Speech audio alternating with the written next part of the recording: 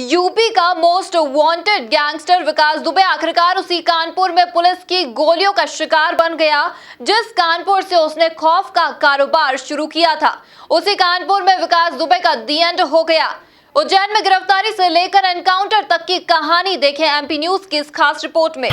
Gangster की story का दी and, अपराध के आका का खेल हुआ खत्म। गैंगस्टर विकास दुबे मारा गया। कानपुर में विकास दुबे का हुआ एनकाउंटर, गिरफ्तारी से लेकर गोलीबारी तक की कहानी।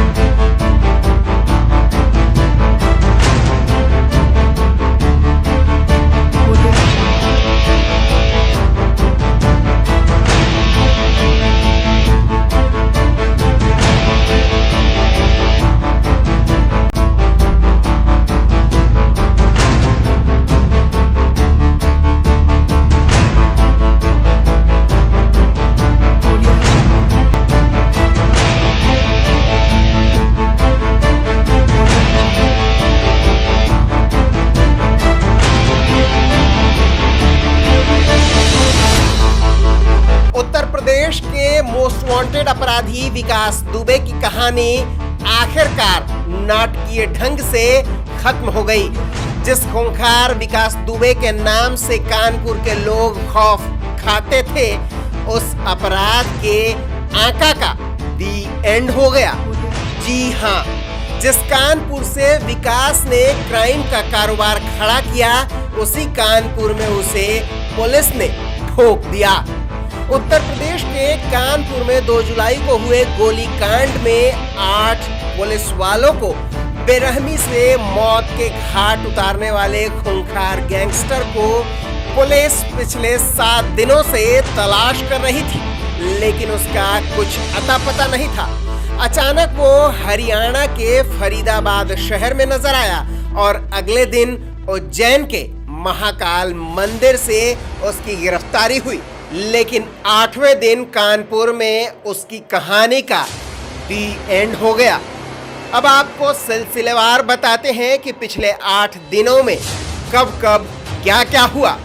गुरुवार की सुबह विकास दुबे को उज्जैन के महाकाल मंदिर का सुरक्षा कर्मी उसे पकड़ता है और फिर उसे पुलिस द्वारा गिरफ्तार किया जाता है।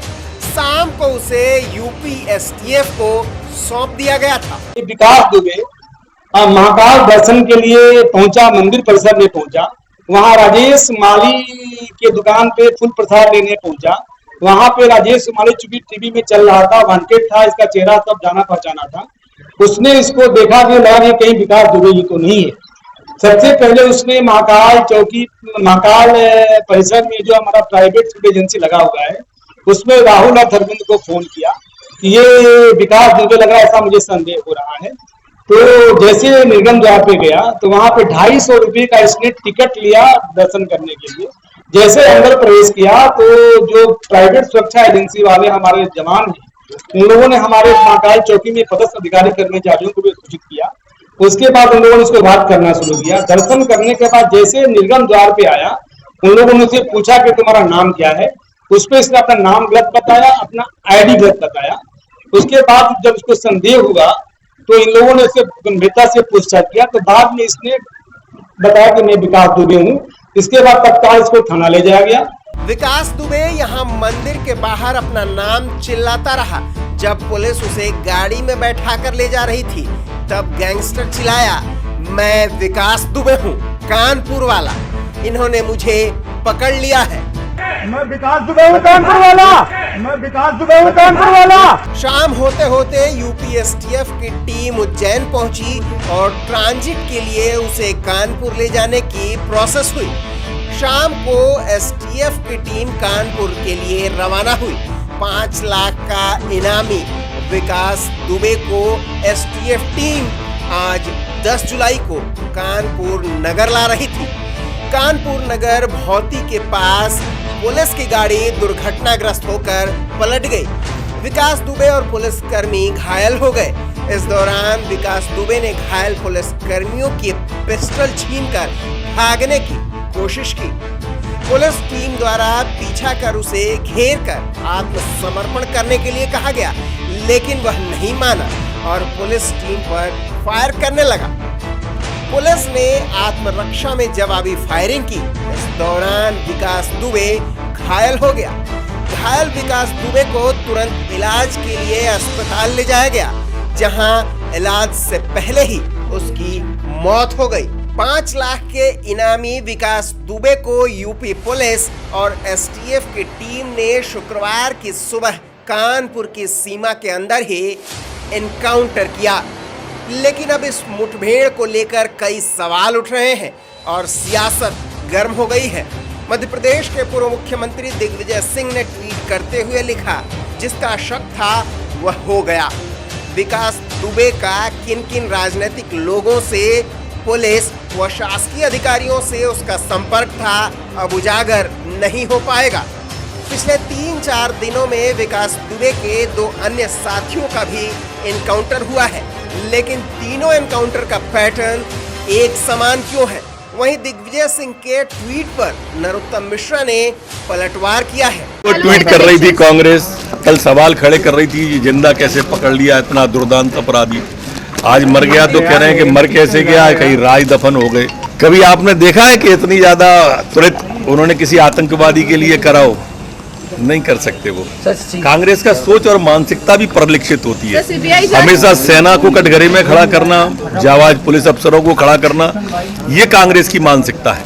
हमारे पास तो वो पोस्टर रखे हैं जो ये कह रहे हैं समाजवादी पार्टी के मुखिया, उनकी पार्टी का है, उनकी माँ ने कल कहा है बेटे की ने, ट्वीट ही कर सकते हैं। देखो दिग्विजय सिंह जी को कभी कोई रैली सभा में तो बुला नहीं रहा है, न वो जाने वाले हैं, तो अब ट्वीट ही तो करेंगे वो बैठे बैठे। इससे भी आप अधिकार छीनना चाहते हो उनका। हालांकि मध्य प्रदेश के गृह मंत्री नरोत्तम मिश्रा ने कहा कि एमपी पुलिस उत्तर प्रदेश की पुलिस को बॉर्डर तक छोड़कर आई है, कानून ने अपना काम किया है। मध्य प्रदेश पुलिस उसको सीमा तक छोड़ के आई है। रात में उन्होंने अपनी सीमा की बॉर्डर से सुरक्षित उनको दे दिया। माना जा रहा था कि विकास दुबे के पकड़े जाने से कई बड़े नामों का खुलासा हो सकता है, क्योंकि विकास के संबंध राजनेताओं और पुलिस के लोगों से भी थे। लेकिन मुठभेड़ में उसके मारे जाने से अब कैसे होंगे ये खुलासे?